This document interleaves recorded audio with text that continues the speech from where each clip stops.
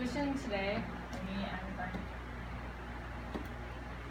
you will no longer have to worry about your child or yourself going through insane amounts of college debt. I would like to thank everyone because it is really all Americans that help solve this problem.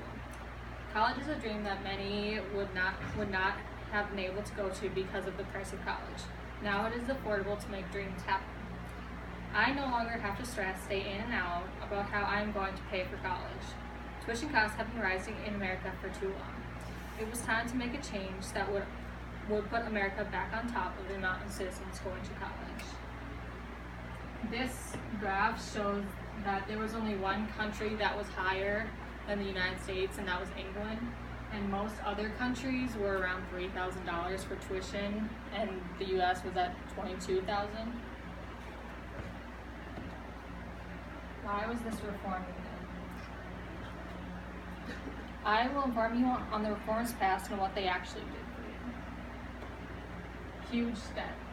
The United States is in $1.2 trillion of debt, which is obviously a lot of money.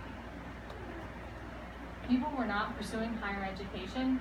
The workforce was being flooded with the same kind of workers, and there's nothing wrong with lower workers, but the workforce needs a diverse group of people to do different amounts of jobs.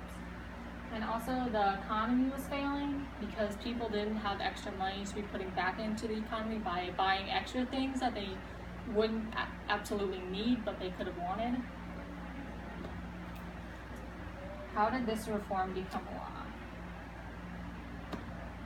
The tuition reduction bill was given to the House and the Senate committees, the Education and Workforce Committee in the House, and the Health, Education, Labor, and Pensions Committee in the Senate. They were put on the debate schedule, and then during the debate there were some issues with the bill, so it was given to a joint committee between the House and the Senate. The revised was given to the president, which he signed, and it became known as the tuition reduction reform. What did the reform do? Reforms can be difficult for people to understand if they are not used to the political language.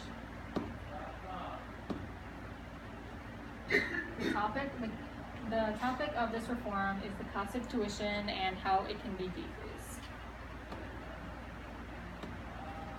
This was accomplished by lowering wages of CEOs and other high executives of colleges. In 2-year schools, it went from $187,959 to $150,000.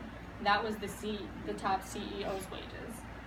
And in a 4-year school, it went from $275,058 to $180,000. Public or private schools were not affected by this reform because they are CEOs and they're just a different group since they're private, which in cost lowered tuition. For 2-year schools, there was a 20% decrease from $2,156 to $1,724.80. Which it may not seem that high, but it is a 2-year school. Their CEOs weren't getting paid as much as higher, so they couldn't lower it as much because they didn't have as much to take away.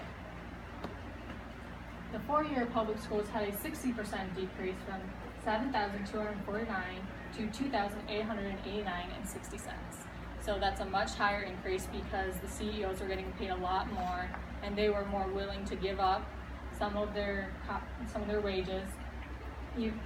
And they still had a livable wage of $180,000 a year. Special thanks to Erin Jacobson. She was the bill co-writer with me. The state representatives, they passed this bill through the House and the Senate and helped revise, and President Donald Trump, because he obviously signed the bill. Today I educated you on the reforms associated with this reduction of tuition. You can now understand why the reforms need to happen, how they happen, and what they have done for you. We have had over $1 trillion invested into college debt, and now you have helped make the change to decrease starting now. Let's go.